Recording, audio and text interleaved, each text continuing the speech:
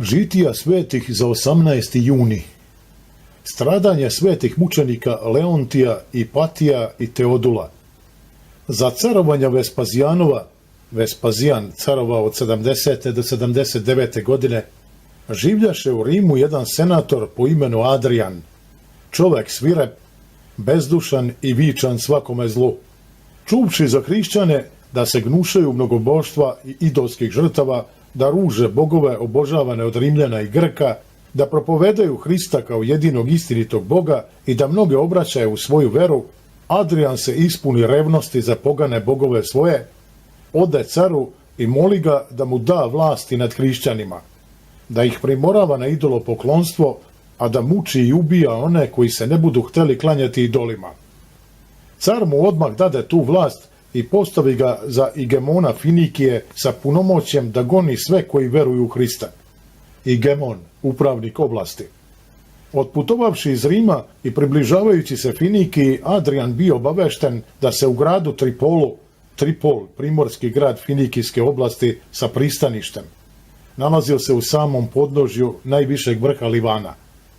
Nalazi neki vojenačalnik Leontije koji ruži drevne bogove, odvraća od njih ljude, učeći ih da im ne prinose žrtve i da im se ne klanjaju, ruši otačke zakone i mnoge je pridobio. Igemon Adrian odmah posla u grad Tripol tribuna Ipatija, tribun starešina nad odredom vojnika od 1000 ljudi, sa četom vojnika da uhvati Leontija i drži ga pod stražom do njegovog dolaska. Sluga Hristov Leontije bejaše rodom iz Grčke, velikotelesan uzrastom, snažan, krepak i hrabar u bitkama u kojima odnese mnoge pobede. Zato beše veoma čuven i uvažavan među vojnicima. Pored toga Leontije beše od prirode obdaren velikim umom i razumom, pun mudrosti i životnog iskustva, kao i knjižne učenosti. Znajući da postoji samo jedan istiniti Bog, Gospod Hristos, i verujući u njega, Leontije mu neprestano služaše, provodeći svoj život celomudreno. Veoma milostiv prema ništima, on hranjaše gladne, odevaše nage, zbrinjavaše putnike i ukrašavaše sebe svima dobrim delima, zbog čega i bio dostojen pobedničkog venca od Gospoda. Kada se četa vojnika približi k Tripolu, tribun Ipatije se iznenada razbole od teške groznice i vatruštine i govoraše svojim vojnicima: znam zbog čega me snađe ova bolest. Bogovi se razljutiše name što im, polazeći na ovaj put, ne prinesok dolične žrtve. Zbog toga me oni i kažnjavaju ovom bolešću. Gledajući svoga tribuna kako teško pati, vojnici ga sažaljevahu i behu utučeni što on već 3 dana ništa ne okusi, a bolest se svakog časa naglo pogoršavaše i prećaše smrću. No kada posle 3. dana nastupi noć, tribunu se javi u viđenju anđeo Gospodnji i reče mu: ako hoćeš da budeš zdrav, onda zajedno sa svojim vojnicima zavapi 3 puta k nebu: Bože Leontijev, pomozi mi. Ako to učiniš, odmah ćeš ozdraviti.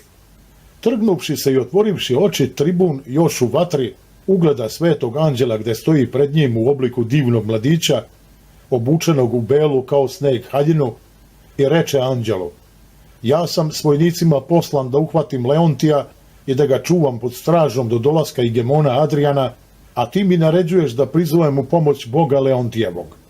Kada to govoraše bolesni tribun, anđeo postade nevidljiv za oči njegove. Užasnut, tribun razbudi prijatelje svoje što spavahu blizu njega i reče im: čujte, braćo, kakvo sam viđenje imao. Tek što u prvom snu zadremah, preda me stade jedan svetli mladić i savjetova mi da zajedno sa svima vama prizovem Leontijevog Boga, pa ću ozdraviti. Probudivši se, ja očima svojim jasno videh tog mladića, posle čega on postade nevidljiv za moje oči. Nije to teška stvar, rekoše prijatelji tribunu. Rado ćemo svi to učiniti, samo da ti ozdraviš. A jedan od prijatelja tribunovih po imenu Teodul naročito se veoma divljaše viđenju bolesnikovom i marljivo ga raspitivaše kakav bejaše taj mladić koga on vidi u snu i najavi.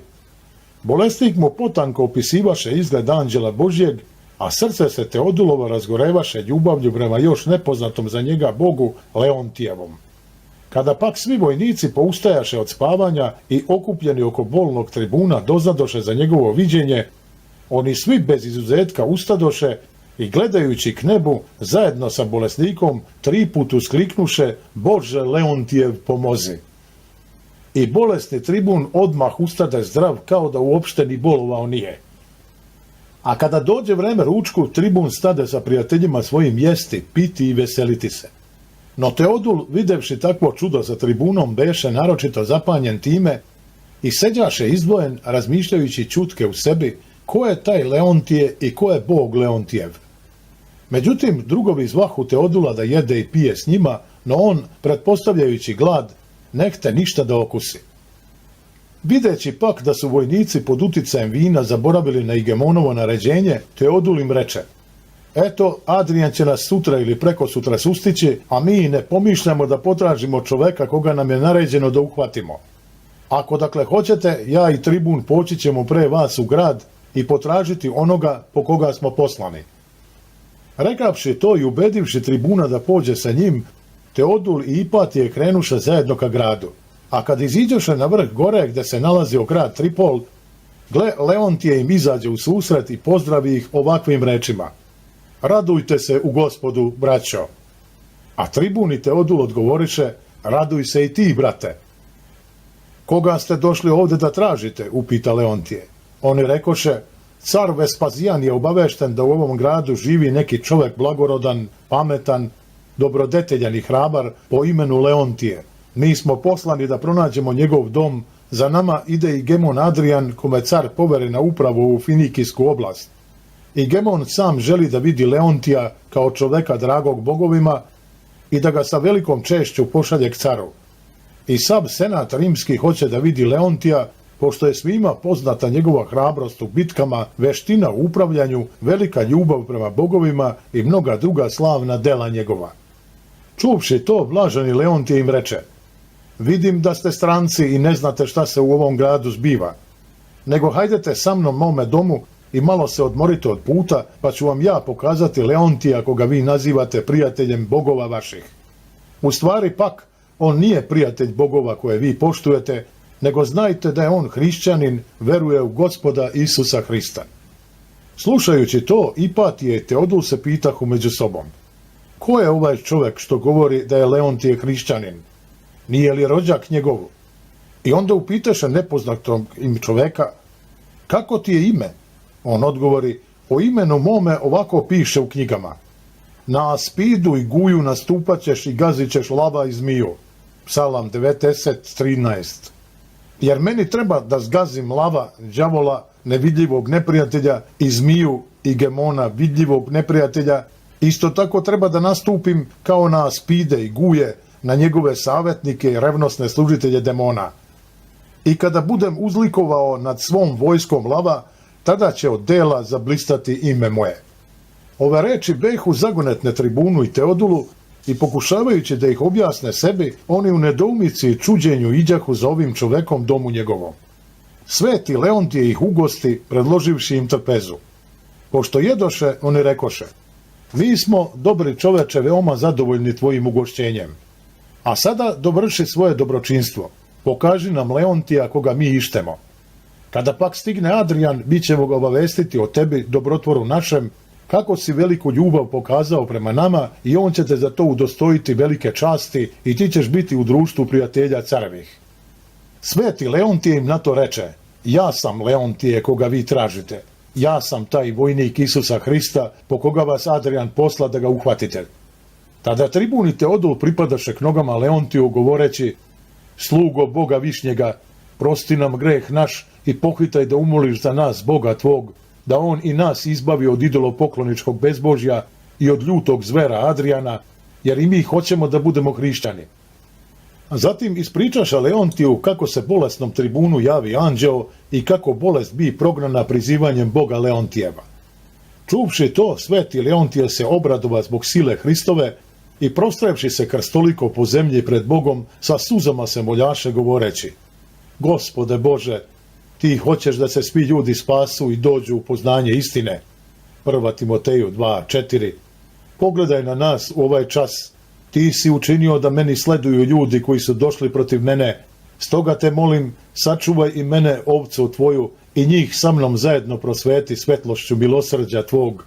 izlij na njih blagodat svetog duha tvog, izgradi čisto srce u njima i osenivši ih svetim znakom tvojim, načini ih nepobedivim vojnicima tvojim. Naoružaj ih i ukrepi protiv neprijatelja, đavola i protiv slugu njegovih, da bi ove sluge tvoje razmrskale glavu nevidljive zmije i vidljivog zvera zlog Adriana. Posle tako tople molitve svetoga Leontija, svetao oblak siđe na tribuna Ipatija i na druga njegovog Teodula i zaklonivši ih, krsti ih, urosivši ih kišom. Videći to, sveti Leontije prizivaše nad njima, dok ih kiša orošavaše, ime presvete trojice, Oca i Sina i Svetoga Duha. A po čudesnom krštenju tom on uznese hvalu Bogu rekavši: slava tebi, Bože moj, jer ne prezireš molitvu onih koji te ljube i ispunjuješ volju onih koji te se boje. Obukavši novokrštene u bele haljine, sveti Leontije naredi da se pred njima nose upaljene sveće. U to vreme stigoše u grad i ostali vojnici koji behu zaostali na putu i raspitivahu se za Leontija kao i za svog tribuna i za Teodula. A kad ih nađoše i ugledaše tribuna i Teodula u belim haljinama i upaljene sveće pred njima, čuđahu se i nedoumevahu šta to treba da znači. A kad zatim doznaše da su postali hrišćani i krstili se, vojnici se uznemiriše i negodovahu zbog toga. Usto i neki građani, saznavši za to, stadoše stvarati bunu po gradu vičući: neka budu spaljeni oni koji sramote naše bogove. I nastade veliki metež u gradu. Jedni zaštićivahu Leontija sa ostalim hrišćanima, a drugi hoćahu da ih pobiju. No ipak se ne usuđivahu da im po svojoj volji učine neko zlo, nego očekivahu dolazak Igemona. Nakon 2 dana Igemon Adrian se približi gradu i svi mu izađoše u susret i obavestiše ga o Leontiju i o ostalim hrišćanima s njim. Jedan čovek, govorahu oni po imenu Leontije, a po veri hrišćanin, odvraća sve od naših bogova nekim svojim volšebnim lukavstvima. On veliča nekakvog čoveka koji od Jevreja bi šamaran i na smrt predan, a od Pilata bijen i raspet. Pored toga, taj isti Leontije svojim uobičajenim činima zavede čak i carske vojnike, privuče ih u galilejsku veru i obuče ih u bele haljine, i evo već je 3. dan od kako ih neprekidno drži u svome domu i zajedno s njima slaveći svoga nekada raspetoga Hrista bezbrojnim hulama ni podaštava bogove naše. Adrian s mesta posla vojnike da uhvata Leontija, tribuna, Ipatije, Teodula, da ih vrgnu u tamnicu i drže pod stražom do sudskog isleđenja. Zatim, ušavši u grad, Igemon posveti taj dan odmoru od puta. Sveti pak Leontije, nalazeći se u tamnici sa svojim sasužnjima, neprestano ih ceo dan poučavaše o svetoj veri i stokoljaše na mučenički podvig, ukazujući im na buduću nagradu. A svu iduću noć on provede s njima u molitvi, psalmopojanju i slavoslovljenju Boga. Sutradan Igemon Adrian sede na sudištu i izvedoše pred njega svete sužnje iz tamnice radi saslušanja. On upita Leontija: jesi ti Leontije? Jesam, odgovori sveti Leontije. Kakvog si čina, produži Igemon, i s kakvim si to činima i vračbinama zaveo ove vojnike koji su svakda verno služili caru našem, te sada služe Bogu tvome? Ja sam, odgovori Leontije, vojnik Hrista moga. Ja sam sin one istinite svetlosti koja obasjava svakoga čoveka koji dolazi na svet, i svaki koji ide k toj svetlosti neće se spotaći. Sravni Jovan 1.9, 11, 9-10. Ipatije i Teodul znaju sada da je početak, delanje i završetak spomenute mnome svetlosti sam Hristos, sin Božji i Bog bespočetni, savečan Ocu, svetlost od svetlosti, Bog od Boga. Poznavši njega, oni ostaviše bogove tvoje načinjene od drveta, kamena ili kostiju beslovesnih životinja. Ti su bogovi neživi i nemoćni i lako se uništavaju. Rasrđen slobodnom rečju Leontijevom, Igemon naredi slugama da ga snažno biju.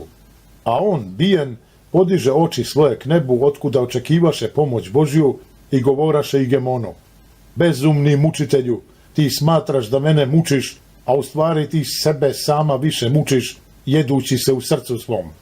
Posle dugog bijenja svetog Leontija, Igemon naredi da ga ponova odvedu u tamnicu. Zatim, obraćajući se Ipatiju i Teodulu, Igemon ih upita: zašto vi odbaciste otačke običaje u kojima se od detinjstva vaspitavaste i ostaviste vojničke plate, te ožalostiste cara? Sveti odgovoriše, mi dobismo bolje plate od cara nebeskog, jer nam on dade hleb koji silazi s neba i nikad se ne može potrošiti, i čašu vina koja ističe iz rebara Hristovih. Adrian im na to reče, tim nepotrebnim i besmislenim rečima vas je naučio pogani Leontije, a ja vam kažem, učinite po volji caru. Da li ne znate njegovo naređenje, velikim počastima i velikim činovima nagrađivati vojnike koji poštuju bogove, a na ljute muke stavljati i ubijati one koji se odvraćaju od bogova. Odgovarajući na to, sveti Ipatije i Teodul rekoše, naše vojnikovanje je na nebesima, a ti čini s nama šta hoćeš. Ti si revnitelj poganih bogova tvojih i okomio si se na nas nevine, ali će uskoro poginuti i tvoj život, jer je skraćeno vreme dana tvojih. Ispunivši se jarosti, Adrian naredi da tribuna nagog obese na mučilišnom drvetu i da mu železnim noktima stružu telo, a da Teodula prostrtog na zemlji biju bez poštede. Junački trpeći te muke sveti mučenici ništa drugo ne govorahu, nego se samo Bogu moljahu, kao što ih sveti Leontije beše naučio, i ove reči proiznošahu. Spasi nas, Bože, jer nesta svetih. Psalam 11.1. Videći da mučenici ostaju čvrsti i nepokolebljivi u Hristovoj veri, mučitelj ih osudi na smrt, da im se sekirom odseku glave.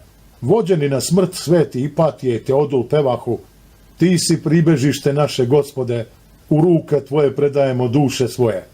I s radošću podastreše pod sekiru glave svoje za Hrista, i posečeni oni otidoše ka Gospodu da iz njegove desnice prime pripremljeni im venac. Posle toga sveti Leontije bi ponova izveden pred Igemona na sud i reče mu Igemon, Leontije poštedi svoj život da ne bi iskusio one teške muke koje iskusiše zavedeni tobom tribun i Teodul. Poslušaj me, pa prinesi bogovima žrtvu da se udostojiš velikih počasti ne samo od mene, nego i od samoga cara i od celog rimskog senata, jer car i velikaši silno žele da te vide. Sveti Leontije odgovori, ja ne želim da vidim lice tvoga cara koji je protivan i mrzak Bogu mom. Nego ako hoćeš, Adriane, ostani ti prijatelj Hristu mome. Učiniš li to, ja ću ti pokazati koliku ćeš čast i bogatstvo i spasenje dobiti u večnom životu. Nasmejavši se od besa, Adrian upita, takvo li spasenje želiš da dobijem kakvo dobiše tribun i Teodul? Ili ne znaš, sve pogana glavo, kakvom smrću oni poginuše? Svetitelj uzvrati, ta smrt koju si im naneo nije smrt, nego život i mir i radovanje, jer se oni sada raduju i vesele zajedno sa anđelskim činovima među kojima borave. Na to Adrian reče, Leontije, saslušaj pažljivo ovo što ću ti reći. Ko od ljudi koji uma imaju ikada prezre ovo sjajno sijanje sunca i velike bogove, Jupitera, Apolona, Neptuna, Veneru i ostale, da bi sramnom i ljutom smrću okončao život svoj? Vaistinu niko, sem opčinjenih tobom. U odgovor na to sveti Leontije upita Igemona, nisi li čuo reči svetoga pisma, bogovi neznabožaca su demoni, i kakvi su oni, onaki su i oni koji ih grade i svi koji se uzdaju u njih. Psalam 95.5, 134.18. I ko bi od ljudi koji imaju zdrav razum zaželeo da se upodobi nemom kamenju i mrtvim stvarima, kakvi u stvari i jesu vaši bogovi, i da, prinoseći im žrtve, pogine beskonačnom smrću. Besan od jarosti, mučitelj naredi da mučenika prostrata po zemlji nemilice biju 4 snažne sluge, a da za to vreme naročiti Birov viče, takvom će smrću izginuti oni koji ni podaštavaju bogove naše i ne pokoravaju se naredbama carskim. Sveti mučenik bi bijen sve dok ne iznemogoše sluge koji ga bijahu. A sveti govoraše k mučitelju, ako mi celo telo ranama izdrobiš, ipak nećeš pobediti moj, niti postati gospodar duše moje. Tada Igemon naredi da mučenika obese na mučilišnom drvetu i da mu celo telo, rebra i goleni stružu oštrim železnim oruđima.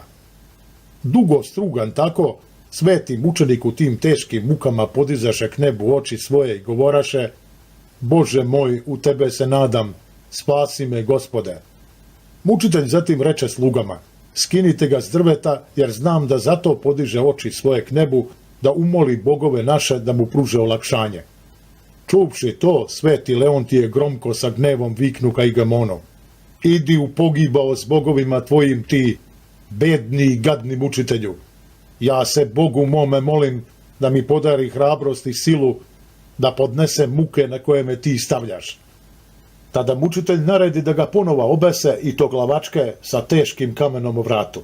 I dugo vreme visjaše tako sveti mučenik i moljaše se govoreći: Gospode Isuse Hriste, ti si sluge tvoje Ipatije Teodula ukrepio pri ispovedanju presvetog imena tvog.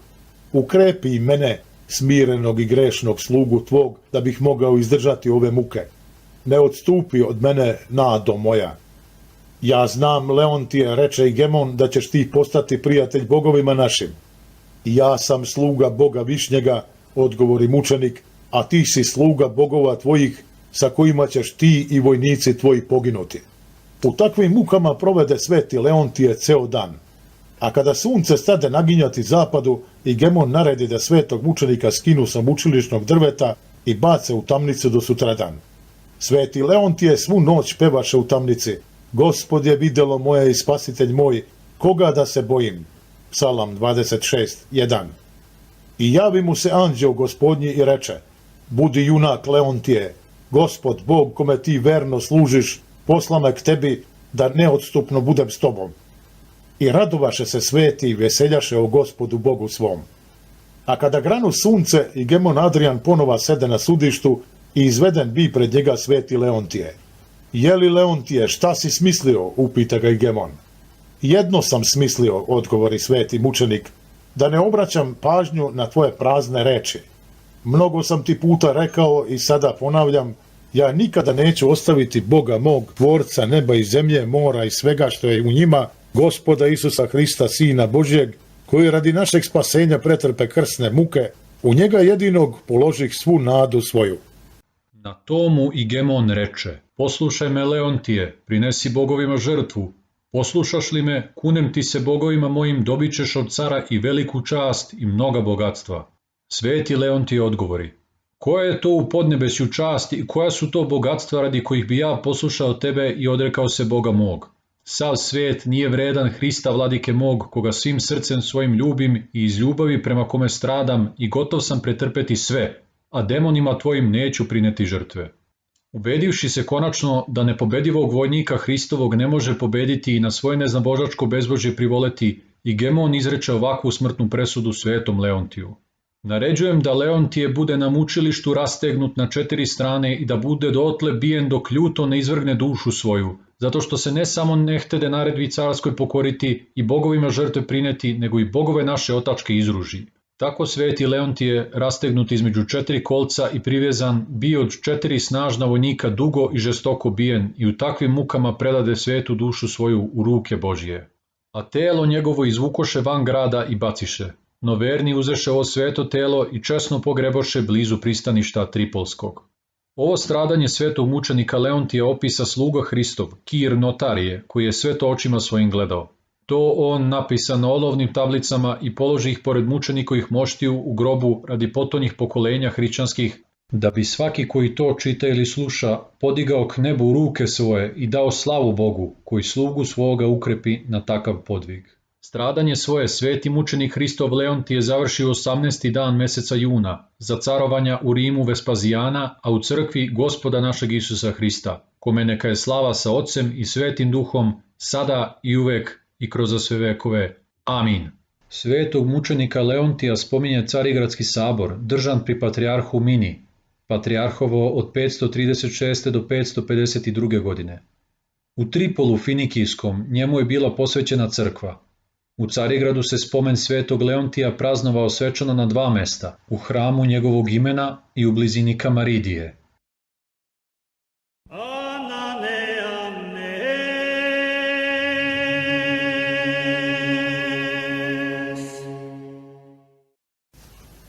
Spomen svetog mučenika Eterija. Možda je ovo isti onaj sveti mučenik Eterije koji se pominje 12. decembra.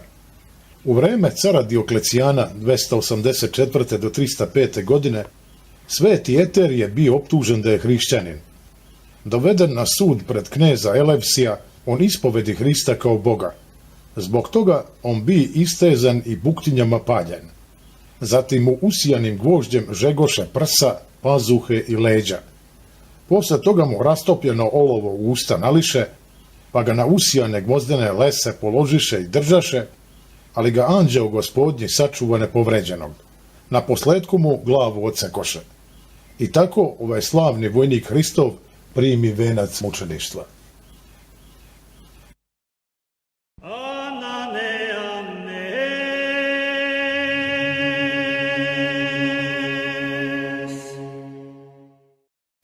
Spomen prepodobnog oca našeg Erazma. U miru se upokojio.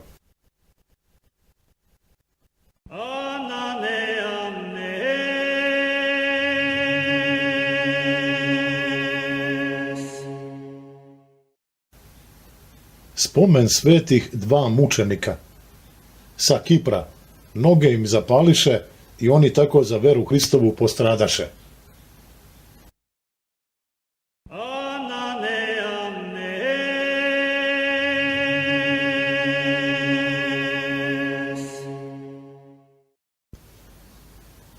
Spomen prepodobnog oca našeg Leontija pastira. Beše pastir izvan grada i upokoji se u miru.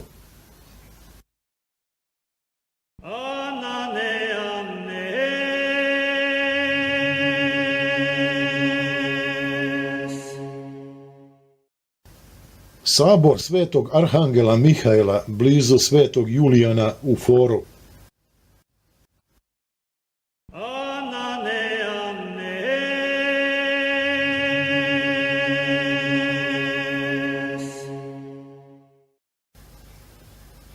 Spomen prepodobnog oca našeg Leontija prozorljivog. Prepodobni otac Leontije beše Grk iz Peloponeza. Podvizavao se u Svetoj gori u manastiru Dionisijatu 60 godina i predstavio se 1605. godine u svojoj 85. godini. Za ovoga svetitelja kaže se da je samo jednom ušao u manastir i samo jednom izišao iz manastira za punih 60 godina. Naime, ušao je onda kada je prvi put stupio u manastir Dionisijat, a izišao je onda kada su ga mrtva izneli da sahrane. Zbog čistote života dobio od Boga čudesan dar prozorljivosti i proricanja, a po smrti iz njegovih moštiju poteklo je miro.